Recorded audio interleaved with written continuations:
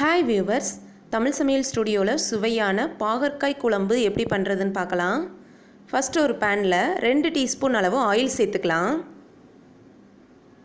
எண்ணெய் சூடான உடனே இதில் 5 பல் பூண்டு சேர்த்துக்கலாம். 5 சின்ன வெங்காயத்தை கட் பண்ணி வச்சுருக்கேன், அதை சேர்த்துக்கலாம்.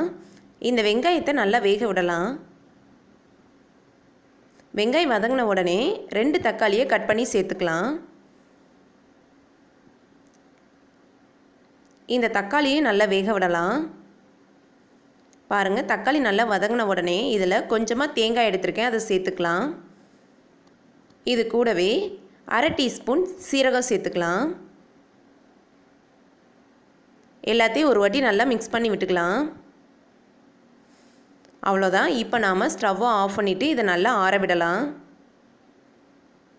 ஆறுனதுக்கப்புறமா இதை ஒரு மிக்ஸி ஜாரில் மாற்றி நல்லா பேஸ்ட்டாக அரைச்சிக்கலாம். இப்போ பேஸ்ட்டு தயாராகிருச்சு. குழம்பு பண்ணுறதுக்கு ஒரு பேனில் 2லேருந்து 3 டீஸ்பூன் அளவு ஆயில் சேர்த்துக்கலாம். எண்ணெய் சூடான உடனே 1/2 டீஸ்பூன் கடுகு, 1/2 டீஸ்பூன் வெந்தயம் சேர்த்துக்கலாம். கடுகு வெடித்த உடனே கொஞ்சமாக கருவேப்பிலை இலை, ஒரு பெரிய வெங்காயத்தை கட் பண்ணி சேர்த்துக்கலாம். இந்த வெங்காயத்தை நல்லா வேக விடலாம். வெங்காயம் நல்லா வதங்கின உடனே இதில் 250 கிராம் பாகற்காயை கட் பண்ணி வச்சுருக்கேன், அதை சேர்த்துக்கலாம். இது கூடவே தேவையான அளவு உப்பு சேர்த்துக்கலாம். எல்லாத்தையும் நல்லா மிக்ஸ் பண்ணி விட்டுக்கலாம்.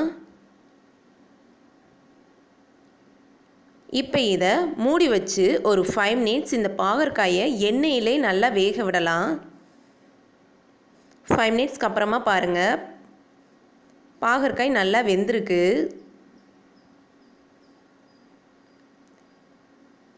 இந்த ஸ்டேஜ் வரைக்கும் நல்லா வேக விட்டு எடுத்துக்கோங்க. அவ்வளோதான். இப்போ நாம் இதில் மசாலா பொருள் சேர்த்துக்கலாம்.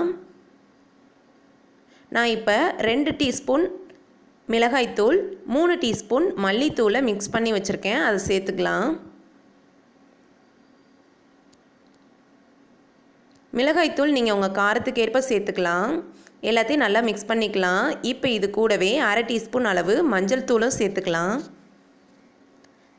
நல்லா மிக்ஸ் பண்ணிவிட்டு இந்த மசாலா பொருட்களை 1 மினிட் வேக விடலாம். நல்லா வெந்ததுக்கப்புறமா இதில் ஒரு எலுமிச்சை அளவு புளியை கரைச்சி அதோட ஜூஸ் எடுத்து வச்சுருக்கேன், அதை சேர்த்துக்கலாம்.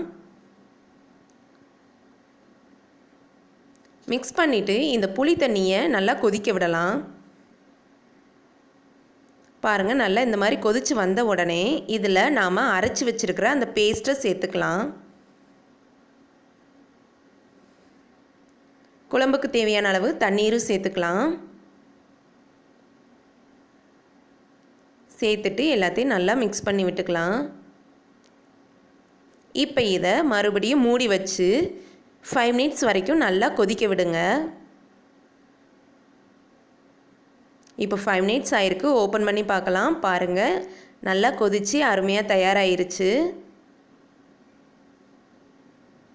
இப்போ இதில் கடைசியாக ஒரு சின்ன துண்டு வெல்லம் சேர்த்துக்கோங்க, குழம்பு இன்னும் டேஸ்ட்டாக இருக்கும்.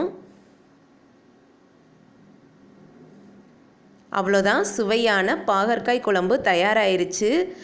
கசப்பே இருக்காது. இந்த மாதிரி ட்ரை பண்ணி பாருங்கள், ரொம்பவும் டேஸ்ட்டாக இருக்கும். குழந்தைகளுக்கெல்லாம் இந்த மாதிரி செஞ்சு கொடுங்க, பாகற்காய் குழம்பு விரும்பி சாப்பிடுவாங்க. உங்களுக்கு இந்த டிஷ் பிடிச்சிருந்ததுன்னா லைக் பண்ணுங்கள், ஷேர் பண்ணுங்கள், மறக்காமல் சப்ஸ்கிரைப் பண்ணுங்கள். Thank you.